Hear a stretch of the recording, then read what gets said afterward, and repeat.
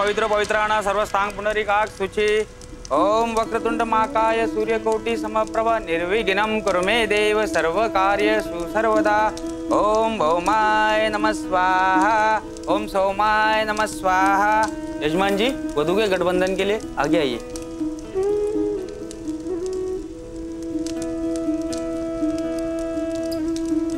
अब वर वधू के लिए 7 वचन लेगा। मैं वचन देता हूँ कि तुम्हारे पे आने वाला हर संकट अपने पे लूंगा। तुम्हारे पे आने वाला हर संकट मैं अपने पे लूंगा। ओम भौमाय नमः स्वाहा। स्वाहा स्वाहा पार्वती पूर्णा खां खिं खुं खेची तथा स्वाहा स्वाहा तां शिं शिं सप्तति दिव्या मंत्र सिद्धिं कुरुस्तु मे स्वाहा स्वाहा तां शिं शिं सप्तति दिव्या मंत्र सिद्धिं कुरुस्तु मे स्वाहा स्वाहा स्वाहा। परिचय दीजिए, मुझे अपने होने का आभास करवाइए। समझ गया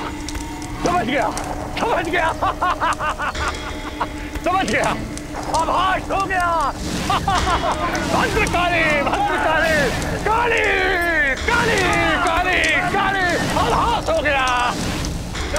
काली की दूत में समझ गया। काली की दूत है, बोलिए काली की दूत है कि नहीं? हाँ हो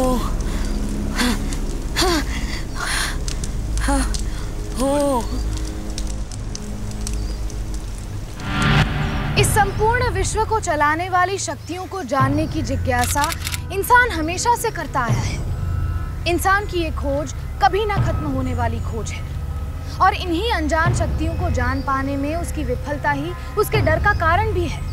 और इसी डर को पहचान कर उसका शोषण करने की फिराक में रहते हैं इस समाज के चंद लोग। यहीं से पैदा होता है अंधविश्वास का ऐसा धुआं जो एक बार अगर बुद्धि को अपने शिकंजे में घेर ले तो इंसान अपनी सोचने समझने की शक्ति ही खो बैठता है। ये कहानी भी अंधविश्वास की ऐसी ही सोच रखने वालों को दर्शाती है। ये महिला जो कि एक सभ्य परिवार की शादीशुदा स्त्री दिख रही थी, वो भला ऐसी परिस्थिति में क्यों थी जहां ये माना जा रहा था कि वो किसी अनजान शक्तियों की अधीन है। यहाँ तक कि वो खुद भी हामी भर रही थी कि वो राधिका नहीं बल्कि कोई और है। क्या वाकई में उस पे उसका खुद का नहीं बल्कि किसी और सहाय का अधिकार था? क्या है सच्चाई? जानने के लिए हमें वर्तमान से कुछ समय पीछे जाना होगा।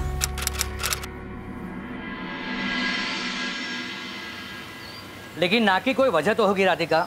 देख, लड़के को तू बहुत पसंद है और लड़के में खराबी क्या है? पापा, खराबी लड़के में नहीं, शादी की टाइमिंग्स में। आप जानते हो ना, अभी मुझे बहुत कुछ करना है। पढ़ाई करनी है, नौकरी करनी है और फिर अंकिता की पढ़ाई के लिए पैसे भी तो इकट्ठे करना है ना। अंकिता की पढ़ाई की तू चिंता मत कर, मैं हूं ना। अंकिता की पढ़ाई मैं पूरी करवाऊंगा। और देख राधिका, तेरी अब शादी की उम्र हो गई है। अगर सही समय पर तेरी शादी ना हुई ना तो ऐसा अच्छा रिश्ता फिर नहीं मिलेगा। ना मिले रिश्ता? अरे जिंदगी क्या सिर्फ शादी करने के लिए है? अगर बाद में अच्छा लड़का नहीं मिला ना तो मैं सन्यास ले लूंगी। किसी गुरुजी से दीक्षा लेकर सन्यासी बन जाऊंगी। आइडिया अच्छा है दीदी, और फिर मैं आपको अपना गुरु बना लूंगी। ठीक है, तुम दोनों को जो करना है ना वो करो, कुछ नहीं कहूंगा मैं। बड़ी हो गई हो ना, पापा की कोई बात अच्छी नहीं लगती, ना कोई बात सुनती हो ना कोई बात मानती हो। पापा, आपने तो बनाया ना हम दोनों को इतना इंडिपेंडेंट, और हमें आप पर गर्व है। ठीक है, मैं शादी करने के लिए तैयार हूँ, लेकिन मेरी एक शर्त है। शर्त? अगर उसने दहेज मांगा तो मैं शादी नहीं करूंगी। अरे ऐसा हुआ तो मैं खुद मना कर दूंगा इस रिश्ते के लिए। इस बात पर मुंह मीठा कर लेते हैं। अच्छा पापा, मतलब आप जानते थे कि आप दीदी को मना लेंगे, इसीलिए आप मिठाई पहले से ही ले आए। मुंह बंद रख अपना। सच में आज बहुत खुश हूं मैं, बहुत खुश हूं। अब वर वधू फेरों के लिए खड़े हो जाइए।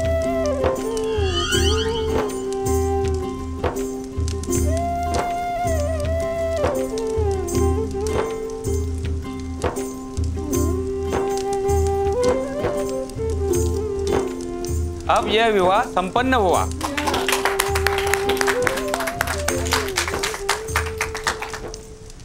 अब वर वधु के लिए 7 वचन लेगा। मैं वचन देता हूँ कि तुम्हारे पे आने वाला हर संकट मैं अपने पे लूंगा। ओम भौमाय नमः स्वाहा।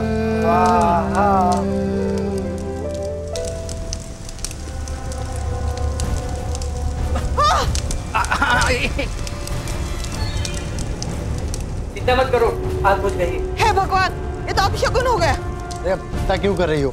शादी तो हो गई ना। चलो आप बहू को घर ले चलते हैं। आपको क्या लगता है मुझे बच्चों की फिक्र नहीं है? मम्मी, आप बिल्कुल चिंता मत करो, मैं ठीक हूँ।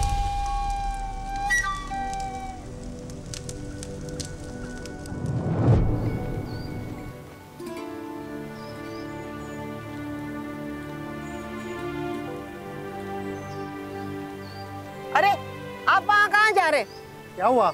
यहाँ आइए। क्या हुआ माँ? इतनी परेशान क्यों लग रही हो? क्या हुआ?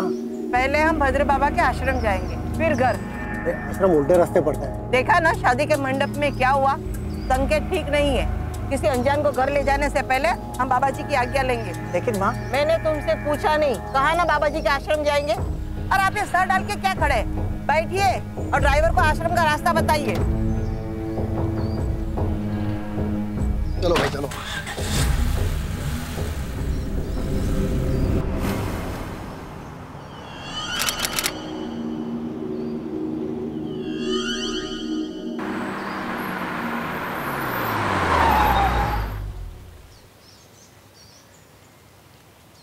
बाबा जी की जय। बाबा जी की जय। बाबा जी की जय। बाबा जी की जय। बाबा जी की जय। बाबा जी की जय। बाबा जी की जय। बाबा जी की जय। बाबा जी की जय। आइए आप।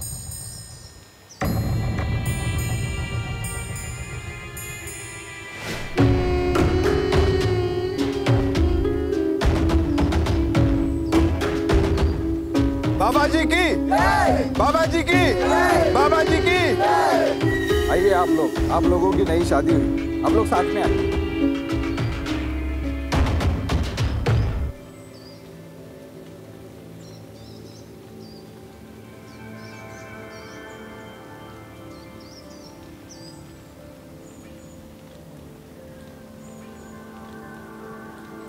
बाबा जी की जय। बाबा जी की जय।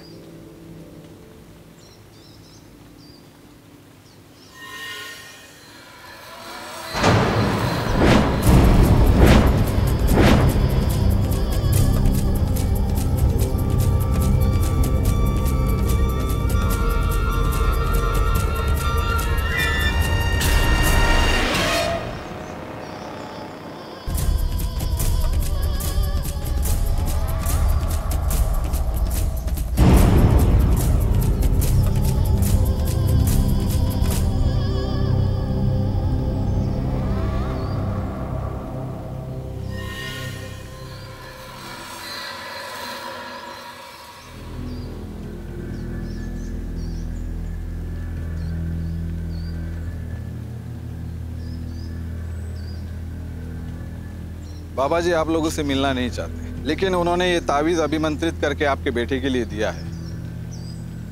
उन्होंने कहा है कि इसे धारण कर ले और हमेशा अपने पास रखें।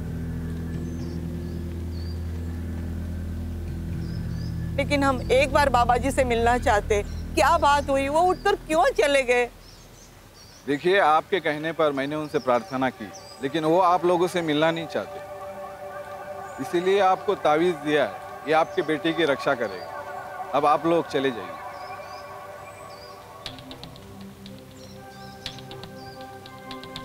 ले बेटा, हाथ पे बांध लेना।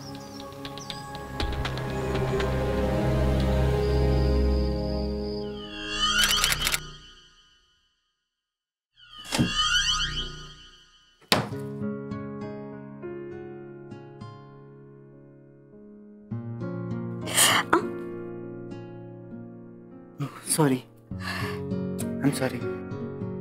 तो आप लोग कब से जानते हो बाबा जी को? कई सालों से। एक्चुअली मम्मी पापा और जितने भी रिश्तेदार हैं ना, सबका बहुत विश्वास है, सबकी बहुत आस्था है उन पर। और जितनी भी शक्तियां उन्होंने प्राप्त की है ना, सब बहुत तपस्या करके प्राप्त की है। इसीलिए लोग इतनी दूर दूर से आते हैं उनके पास। देखा था ना तुमने? सबसे बड़ी शक्ति तो आस्था की होती है। इसलिए शायद वहां जाने पे लोगों को उम्मीद मिलती है। मैं भी कोशिश करूंगी इस परिवार की आस्था से जुड़ने की।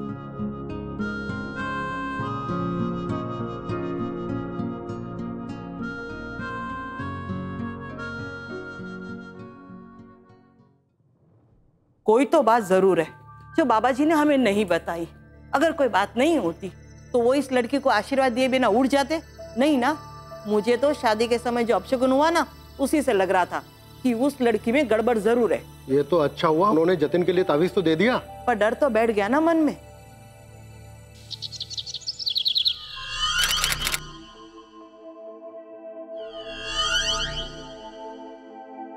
मम्मी जी, आपके लिए नाश्ता लगा दूं? नहीं, मुझे खास भूख नहीं है। दूध दे दे थोड़ा सा। दूध तो नहीं है, वो उबालते वक्त फट गया था, पर ये गए लेने, जैसे ही आते हैं देती हूँ। सुना, दूध फट गया। पहले ही दिन एक और अपशगुन। ये भगवान, मेरा तो रह रह के दिल बैठ रहा है। मैं कह रही हूँ ये लड़की के पैर अच्छे नहीं है।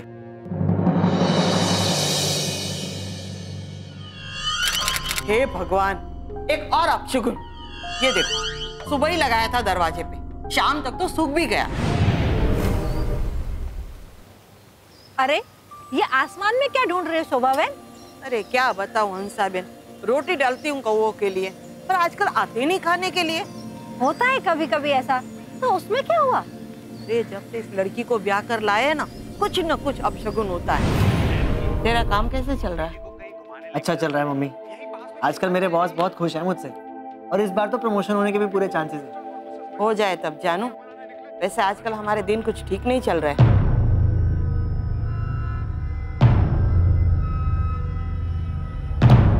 अच्छा मम्मी, मैं जा रहा हूँ, मुझे बहुत नींद आ रही है। जतिन, दरवाजा खोल। क्या हुआ मम्मी? आज से तू बाहर हॉल में सोएगा। अपना बिस्तर बाहर ले ले। लेकिन क्यों? तू नहीं जानता, आजकल मेरी कमर में दर्द रहने लगा है, जो पहले कभी नहीं रहता था। तेरे पापा सीढ़ियों से गिर गए, बिस्तर पकड़ कर बैठे, और ये सब इस लड़की की वजह से। और तू क्या चाहता है? तेरा बुरा होगा तब तक इंतजार करूं? ध्यान से सुन ले, अगले हफ्ते हम बाबा जी के समागम में दोबारा जाएंगे। तब तक तू बाहर ही सोएगा। मम्मा लेकिन बिस्तर ले ले, बाहर सोएगा, कहा ना?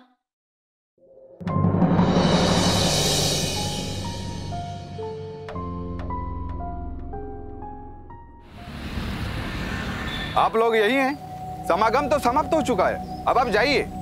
एक बार बाबा जी से मिलना चाहते, मेहरबानी करके मिला दीजिए। मैं और मेरा बेटा जतिन। बाबा जी, बाबा जी, बाबा जी, बाबा जी, बाबा जी मदद, बाबा जी मदद, मदद कीजिए बाबा जी, मदद करो बाबा जी। मेरा पूरा परिवार आपके भरोसे है बाबा जी, कृपा कर दीजिए बाबा जी, मदद करिए बाबा जी, मदद करिए।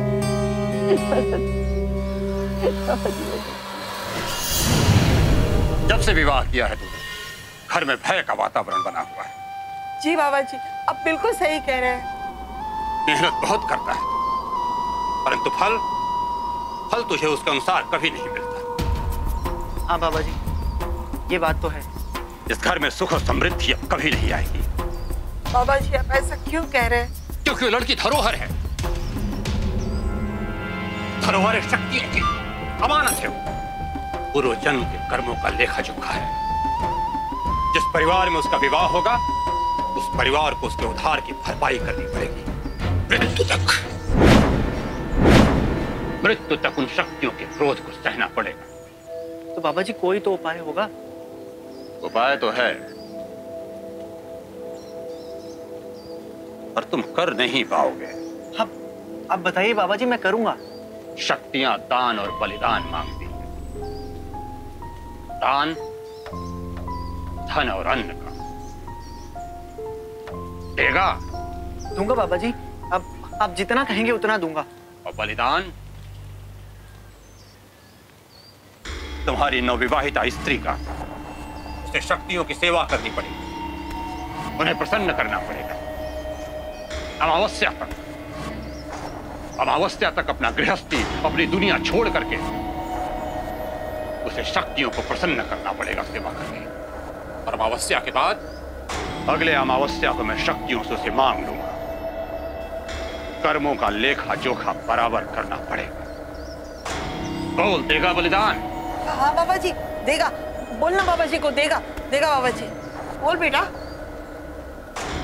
करूंगा बाबा जी, आप जो कहेंगे वो करूंगा। क्या कहेंगे ऐसे लोगों के लिए? मूर्खता की भी हद होती है। और ये कोई अनपढ़ आदमी नहीं था जो जीवन के कष्टों से बचने के लिए अपनी विवाहित पत्नी की बलि दे रहा था।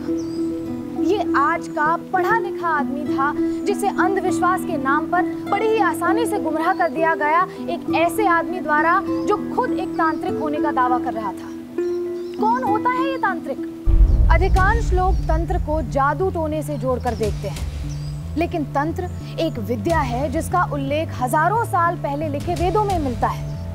ये विद्या जिसमें मंत्रों द्वारा हमारे जीवन में संतुलन बनाने की विधि है, और ये विद्या हमारे ऋषियों की तपस्या का फल था जिसका उद्देश्य मानवता का कल्याण था। लेकिन कुछ लोग इस विद्या को जानने का ढोंग करके खुद को तांत्रिक बताते हैं और लोगों का शोषण करके इस विद्या का अपमान करते हैं। जरा सोच के देखिए, इस बाबा ने जो सवाल किए उसका जवाब अधिकांश लोग या फिर हम सभी हाँ में ही देंगे, क्योंकि हम सभी का ये मानना है कि हम जीवन में जितना परिश्रम करते हैं उसके मुकाबले परिणाम हमें कम ही मिलता है। आजकल सभी असंतोष ही तो जी रहे हैं। तो फिर जब यही बात एक ढोंगी बाबा हमसे कहता है तो हम क्यों मान लेते हैं कि ये हमारी ही बात है? दरअसल हमारा डर और असंतोष हमें ये मानने पर मजबूर करता है। ऐसे ढोंगी बाबा तंत्र विद्या तो नहीं जानते, पर इंसान के असंतोष को बहुत अच्छे से जानते हैं, और इसी असंतोष का ये फायदा उठाते हैं और इंसान को मूर्ख बनाते हैं।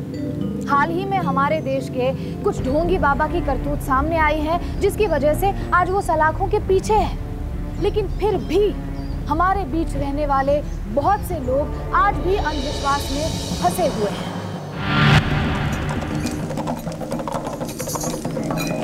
काली शक्ति, शक्ति निरक्त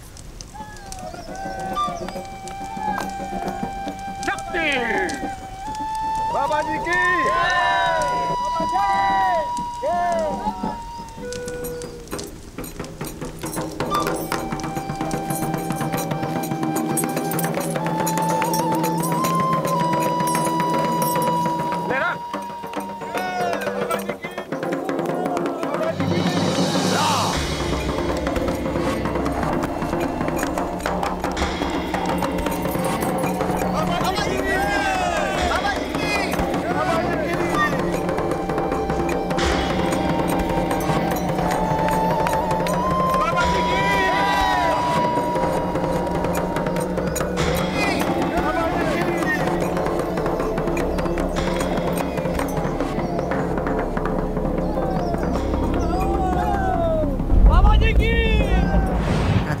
सिर्फ 15 दिनों की तो बात है, फिर मैं आ जाऊंगा ना तुम्हें लेने।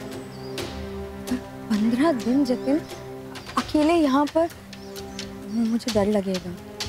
डर कैसे राधिका, धार्मिक जगह है ये, और फिर बाबा जी भी तो है ना। तुम्हें क्या लगता है तुम्हें यहाँ पे छोड़ कर जाने का दिल है क्या मेरा? राधिका, मैंने अपने दिल को बहुत मुश्किल से मनाया है, पर अगर मैं रुक सकता तो मैं भी रुक जाता। हम जो कुछ भी कर रहे हैं अपनी खुशियों के लिए कर रहे हैं ना, अपने अच्छे दिनों के लिए कर रहे हैं ना। ठीक है, अगर मेरी इस तपस्या से घर की खुशियाँ आ सकती हैं तो मैं ये परीक्षा जरूर दूंगी।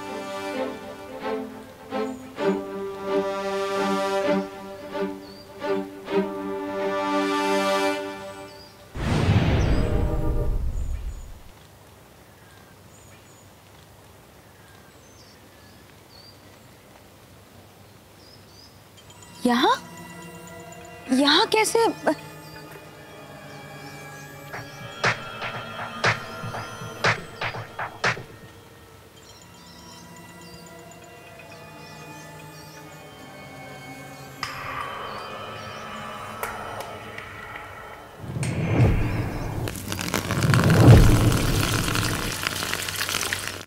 पूरी श्रद्धा के साथ तू इन शक्तियों को समर्पित हो जाएगी। तेरी ये जो देह है, ये उन्हीं की तो देन है।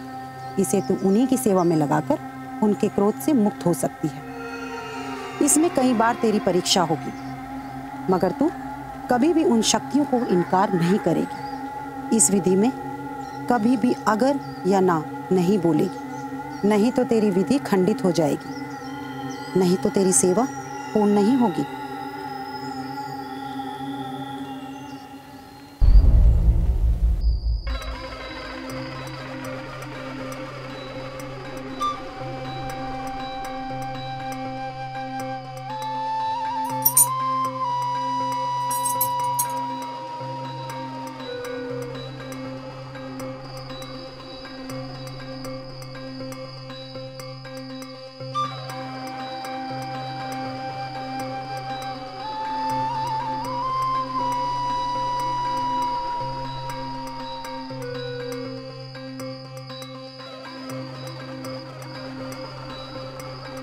तुम शुद्धि के लिए तैयार हो? जी।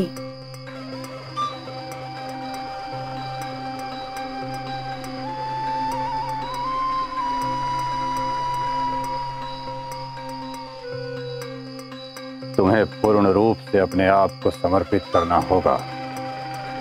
तैयार हो? जी।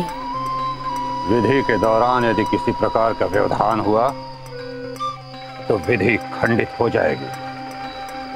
जी। तो दूध का पात्र उठाओ और अपने देह पर डालकर अपने आप को शुद्ध करो।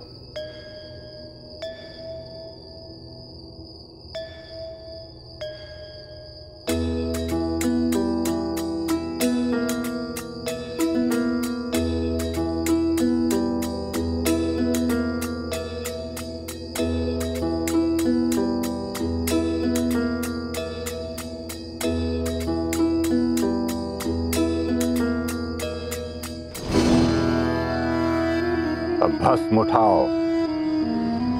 और अपने शरीर पर मलो।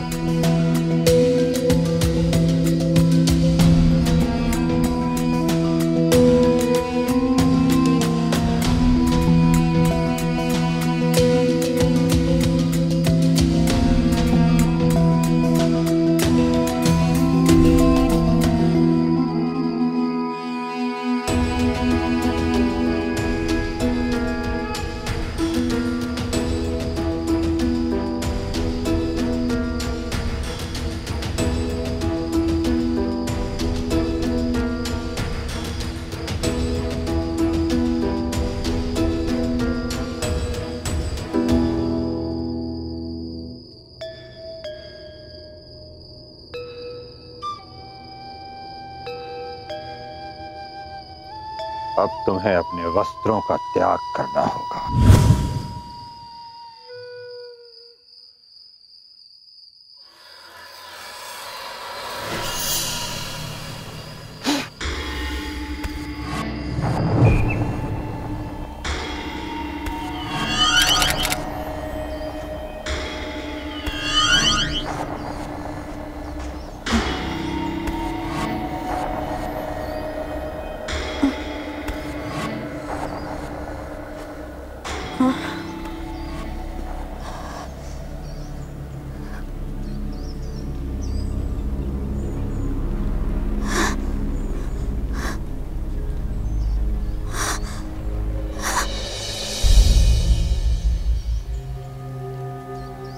जाओ, जाकर स्नान कर लो।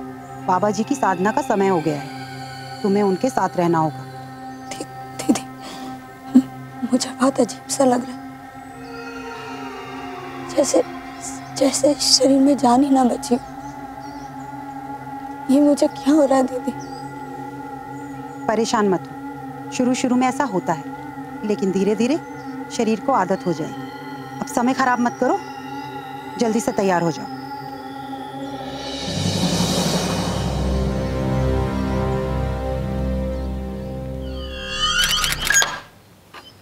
अरे पापा जी, आप? जय श्री कृष्ण। जय श्री कृष्ण बेटा, जय श्री कृष्ण। कैसे हो? मजा माँ। शादी के बाद पहली बार मिल रहा हूँ तुमसे। सब ठीक है ना? जी सब बढ़िया। आप आइए अंदर आइए। हाँ आइए। और हाँ बेटा, ये आप लोगों के लिए। अरे पापा इसकी क्या जरूरत थी? अरे नहीं नहीं। Mummy papa? जी मम्मी पापा मंदिर गए हैं। आप कुछ लेंगे? नहीं नहीं, मुझे कुछ नहीं चाहिए, तुम बैठो। क्या था कि शादी के बाद तुम्हें और राधिका को मिला नहीं था ना, तो सोचा आज जाकर मिलाता हूँ। राधिका? वो राधिका यहाँ पे नहीं है। राधिका बाबा जी के आश्रम में है। कुछ दिनों के लिए वो वहीं रुकना चाहती थी। कहने लगी कि 10-15 दिन बाद आकर मुझे ले जाना, फिर इसीलिए मैं उसे वहीं छोड़ आया। बेटा राधिका ने तो कुछ ऐसे बताया नहीं, और अचानक ऐसे आश्रम चले जाना।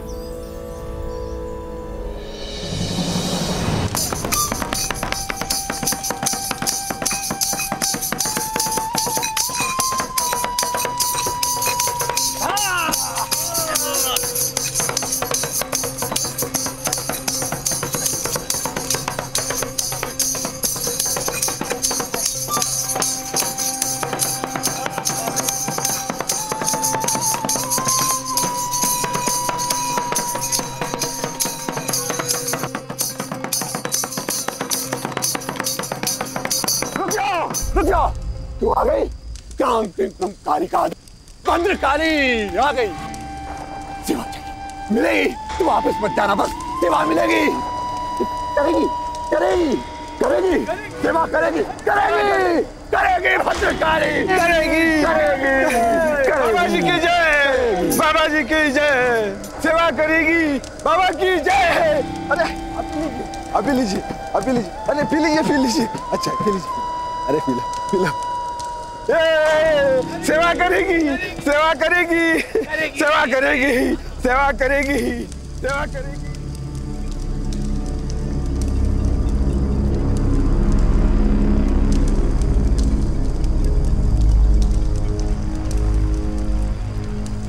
आइए आइए बेटा, बेटा आइए आइए आइए। चलिए चलिए चलिए चलिए चलिए बेटा, चलिए। सेवा करेगी, सेवा करेगी, बाबा जी की।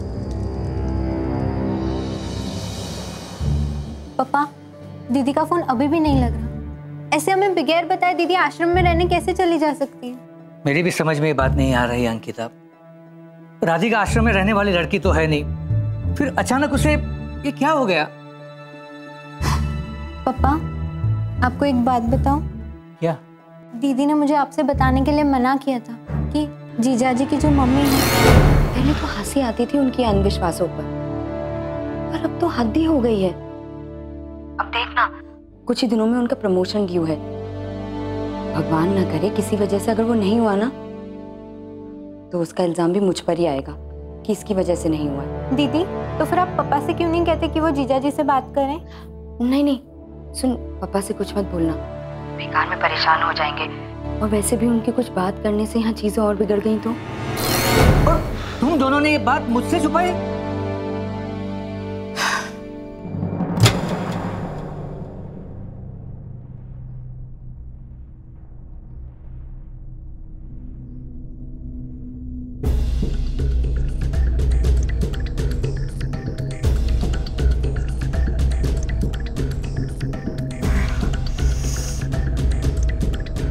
आओ, अब तुम शक्तियों से संपूर्ण तरह प्रभावित हो।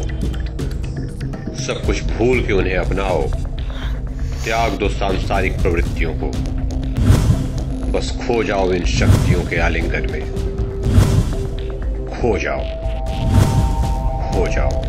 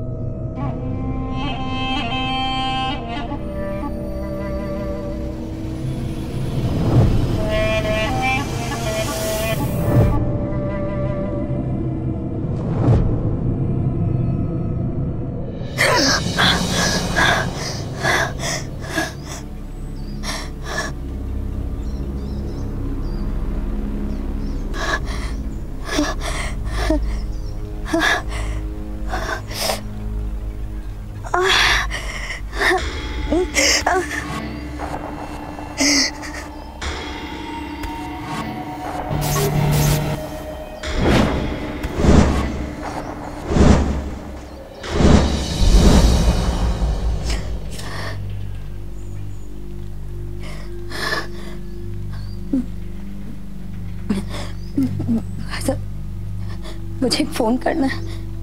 आप आश्रम में जाइए। मुझे बहुत जरूरी फोन करना है मेरे पति को, प्लीज। आपको फोन करने की आज्ञा नहीं है, आप अंदर जाइए। आज्ञा नहीं है मतलब? मेरा सामान है आपके पास ना, उसमें मेरा मोबाइल भी है। प्लीज मुझे मेरा मोबाइल दे दीजिए, मैं खुद ही बात कर लूंगी। प्लीज मेरा सामान दे दीजिए। हम आपको आपका सामान नहीं दे सकते, चलिए आप अंदर जाइए। ठीक है ठीक है, मैं खुद चली जाऊँ, मुझे नहीं रुकना है, मैं खुद चली जाऊंगी, मुझे नहीं यहाँ नहीं रुकना। अरे रुकिए, अरे कोई है? अरे रोकिए इन्हें। मैं खुद चली जाऊंगी, मैं चली जाऊंगी, मेरे को यहाँ नहीं। अरे रुकिए, अरे मीरा जी इन्हें पकड़िए, ये घर जाने की बात कर रही है।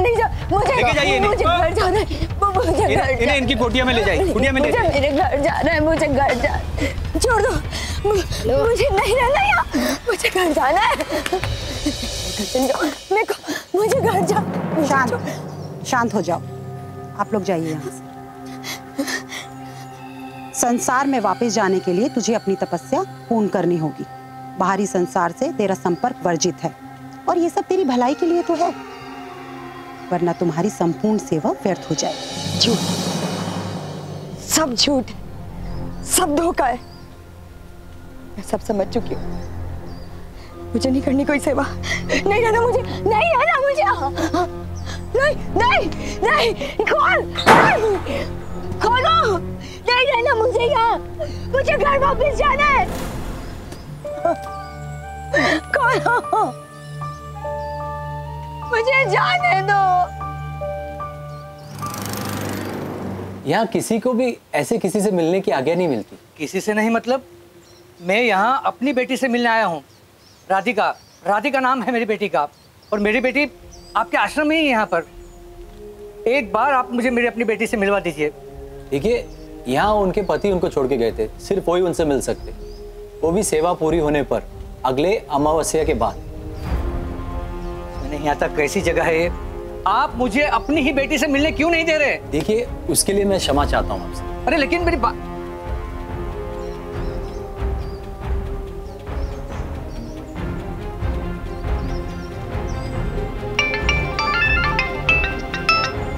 हेलो। हाँ जतिन बेटा, मैं राधिका से मिलने आश्रम आया था, लेकिन ये लोग राधिका से मिलने ही नहीं दे रहे। बेटा तुम कहो ना उनसे कि राधिका से मिलने दे मुझे। अरे आप वहाँ क्यों गए? मैंने आपसे कहा था ना राधिका घर आ जाएगी तो मैं आपको बताऊंगा। आपको आश्रम के बारे में बताकर गलती कर दी मैंने। हाँ लेकिन मैं अपनी बेटी से क्यों नहीं मिल सकता? आपकी बेटी अब मेरी पत्नी, और उसका अच्छा बुरा मैं अच्छे से समझता हूँ। आप प्लीज हमारे फैमिली के मामले में दखलंदाजी ना ही कीजिए तो बेहतर होगा। हाँ देखो जतिन बेटा,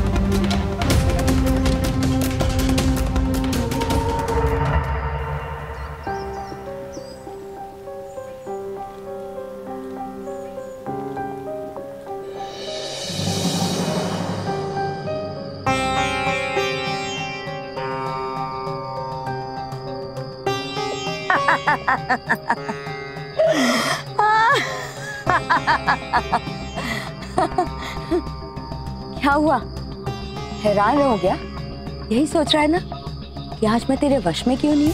अब मैं तेरी सम्मोहन शक्ति को समझ चुकी हूँ। अब मैं तेरा साथ नहीं दूंगी, इससे तू मुझे अपने वश में कर लेता था। तू कोई बाबा नहीं है, ढोंगी है, ढोंगी। औरतों का शिकार करने वाला एक बीमार ढोंगी। ये बात मैं सबको बता दूंगी। और तेरी बात पर विश्वास कौन करेगा? मेरे भक्त जो मेरी हर बात को ऊपर की शक्तियों की आवाज समझते हैं, या तेरा पति जो तुझे सेम यहाँ छोड़ करके गया हुआ है, यह मान करके शक्तियों की सेवा करेगी और उसका भला हो जाएगा। भला? मूर्ख हो तुम लोग, मेरे मूर्ख। तुम लोगों की मूर्खता मेरे बड़े काम की, क्योंकि तुम जैसे मूर्ख बने ही हो मेरी सेवा के लिए, कभी धन से, कभी मन से और कभी तन से। यहाँ से बहुत लोगों ने पहले भी भागने की कोशिश की है, पर धीरे धीरे उन्हें यही आदत पड़ गई। ये जो माला है ना, माला एक तारा बजाती है, टंग टंग टंग, वो भी उन्हीं में से है। मैं जानती हूँ तू अब भी मेरे साथ वही करेगा जो मेरी बेहोशी की हालत में करता, लेकिन कब तक? कब तक? एक न एक दिन मैं बाहर जरूर निकलूंगी और उस दिन मैं तेरा भांडा फोड़ के रहूंगी। मैं और जैसी नहीं हूँ जो तू मुझे यहाँ रख लेगा। एक दिन तेरा अंत आएगा, तेरा अंत जरूर आएगा बाबा।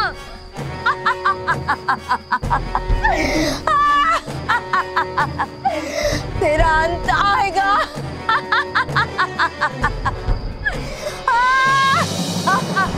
बाबा जी, ये लड़की राधिका यहाँ से बाहर निकलकर परेशानी खड़ी करेगी। निकलेगी तब ना, अमावस्या की रात तुम अपना प्रसाद उस लड़की को खिला दे। उस प्रसाद को खाने के बाद वो प्यास से विचलित होगी और तब मैं पानी की एक एक बूंद के लिए उसे जो कहने को कहूंगा वही वो कहेगी। जय भद्रकाली, जय भद्रकाली, जय भद्रकाली, जय भद्रकाली, भद्रकाली, भद्रकाली। ये लड़की शक्तियों की अमानत है, धरोहर है उनकी, इसीलिए शक्तियां इसके शरीर में उतर आई है। इसके देह में तेरी पत्नी नहीं है, नहीं है तेरी पत्नी। इसे धरा पर उतारा है शक्तियों ने किसी महान कार्य के लिए, भक्तों के उद्धार के लिए, उद्धार के लिए उतारा है। यदि इसे यहाँ से ले जाना चाहते हो तो किसी एक देह को इसकी देह के बदले में बलिदान देना पड़ेगा। नहीं बाबा जी, हम इसे यहाँ से लेकर जाना नहीं चाहते। बाबा जी, इन शक्तियों को हमारे बंधन से छुड़वा दीजिए। सोच लो, एक बार निर्णय ले लिया तो फिर पलट नहीं सकते। नहीं बाबा जी, हम वापस नहीं आएंगे, कभी नहीं आएंगे। तो ठीक है, ठीक है, ठीक है, जाओ आनंद करो, पर किसी को बताना मत। नहीं बताएंगे बाबा जी, किसी को नहीं बताएंगे। इसके यहाँ होने की बात कभी किसी के सामने आएगी ही नहीं। जय भद्रकाली, जाओ जाओ आनंद करो।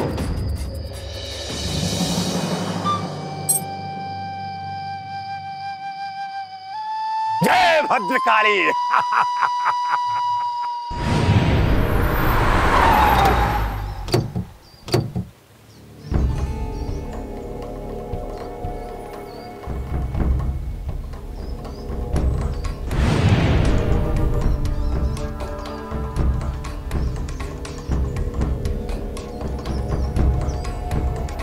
देखिए, राधिका नाम की यहाँ कोई लड़की नहीं है और आप लोग इस तरह से हमारे आश्रम की तलाशी नहीं ले सकते। कृपा करके आप हमारी धार्मिक भावनाओं का आहत मत कीजिए। देखिए, सर्च वारंट है हमारे पास, हमें हमारा काम करने दीजिए। आपने आपकी बीवी को यहीं छोड़ा था ना? जी नहीं, किसने कहा आपसे?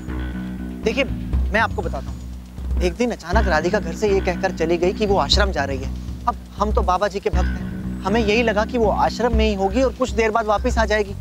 मुझे तो आपके सामने अभी पता लग रहा है कि वो यहाँ पे है ही नहीं। झूठ!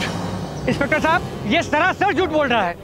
इसने खुद मुझसे कहा था कि ये मेरी बेटी को इस आश्रम में छोड़ आया है और अब झूठ बोल रहा है। और ये लोग भी झूठे हैं। उस दिन जब मेरी बेटी को मैं मिलने के लिए आश्रम आया था ना सर, तब इन्होंने मुझसे कहा था कि आपकी बेटी आश्रम में है। यहाँ उनके पति उनको छोड़ के गए थे, सिर्फ वही उनसे मिल सकते। इंस्पेक्टर साहब, मेहरबानी करके मेरी बेटी को ढूंढिए। वो कहीं नहीं, यहीं कहीं और होगी। प्लीज ढूंढिए। राधिका, राधिका, बेटी कहाँ हो तुम? राधिका, कोई है? कोई है यहाँ? प्लीज प्लीज मुझे यहाँ से निकालो, नहीं रहना मुझे।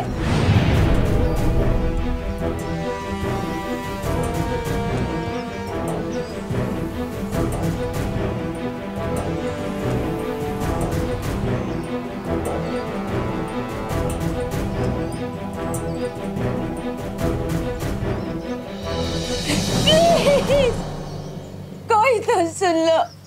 कितना चिल्ला रही है ये? हाँ। जल्दी इसको शिफ्ट करो नहीं तो पुलिस आ जाएगी। जल्दी करो, जल्दी।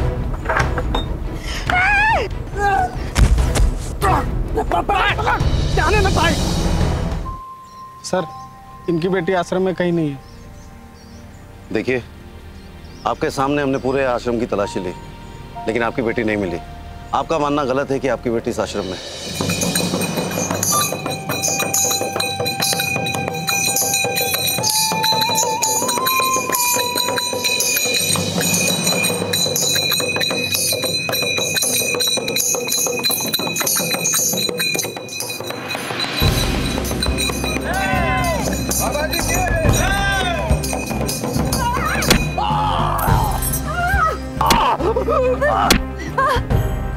तू दिखाएगा मुझे शक्तियों की ताकत? तू करेगा मुझे पवित्र? तू करेगा मुझे पवित्र? घिन आती है मुझे तुझ जैसे बाबाओं से जो भोले भाले लोगों के विश्वास का मजाक उड़ाता है। तुझ जैसे बाबाओं को ना ढोंगियों को इस आग में जलाकर भस्म कर देना चाहिए। उन्हें हम लोगों को झूठ कहा था। हाँ हौलदार, अरेस्ट करो सभी। अरे मैंने कुछ नहीं किया। अरे मैंने कुछ नहीं किया। अरे मेरी कोई गलती नहीं है। अरे मेरी कोई। तुम जैसे अंधविश्वासियों के कारण ही हम लड़कियों को अपने जीवन का बलिदान देना पड़ता है। तुझसे शादी करने से तो अच्छा है कि लड़की कमारी मर जाए। लेकर जाओ इसको।